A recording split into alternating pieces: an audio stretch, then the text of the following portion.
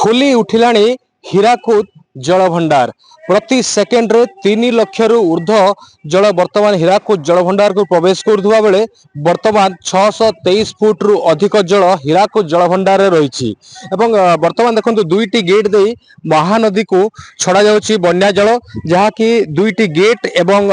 विद्युत परिचालना जो जल एवं केनाल माध्यम रे प्राय 65,000 क्यूसेक जल वर्तमान हीराकुद जलभंडार रु महानदी को छड़ा जाउछि एवं वर्तमान जदि आमे देखिबा 3,69,322 क्यूसेक जल वर्तमान प्रति सेकेंड रे हीराकुद जलभंडार को प्रवेश करुच्ची से भाव में 65,000 क्यूसेक जल वर्तमान महानदी को छड़ा जाउछि। तेबे जदि आमे देखिबा जदि जुलाई शेष सुधा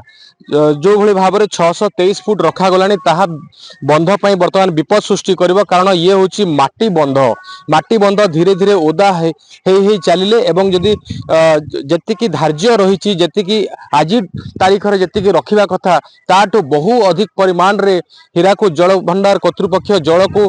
गच्छित कर रखिजंती ताहा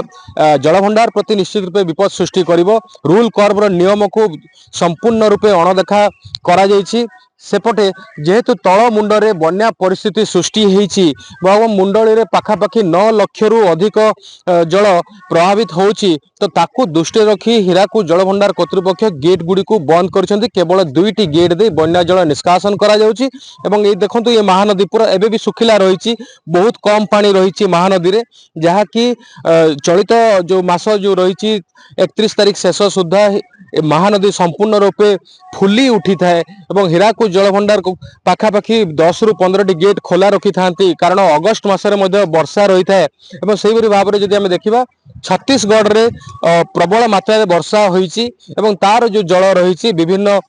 जो बैरेज गुडी जो रही छत्तीसगढ़ रे से बैरेज माध्यम रे हो एवं झारसुगुड़ा और सुंदरगढ़ रे ईद एवं भेड़ेन नदी हो से दुई नदी रू प्रबल मात्रा रे जल राशि वर्तमान हीराकुद जलभंडार को प्रवेश करिछि जहा फल कि हीराकुद जलभंडार जलस्तर प्रति घंटा रे बढ़ी बढ़ी चली ताकू किभली परिचालना करा जिवो ताकू किभली सठिक रूप से परिचालना करा जिवो बंध को किभली सुरक्षित रखा जिवो एहा सह ओडिसा वासी को किभली सुरक्षित रखा जिवो सेथि पे जो जलभंडार कर्तृपक्ष विशेष दृष्टि देइछन्ति कारण तळ मुंडरे जो भली भाबरे बन्या सृष्टि हेछि ताकू गुरुत्व दिया जाइछि एवं जलभंडार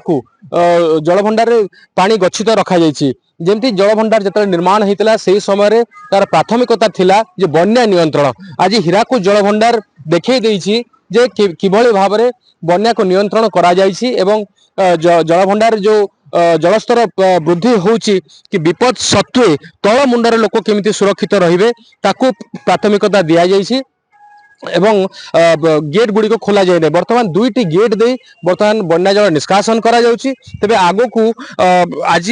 निश्चित रूपे गेट खुलिबो जहाँ विशेष सूत्र जना पड़ी एवं हीराकुद जलभंडार कर्तृपक्ष जो भली भाव में सूचना देइछन्ति आज प्राय दिन 12टा सुधा निहाती भाव में गेट खुलिबो तबे केते गेट खुलिबो ता स्पष्ट हेनी एवं धीरे धीरे जलस्तर हीराकुद जलभंडार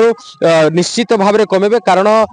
हीराकुद जलभंडार को भी मध्य सुरक्षित रखिबार अछि तल मुंडर लोक को सुरक्षित रखिबार अछि तब सब को ध्यान दे आज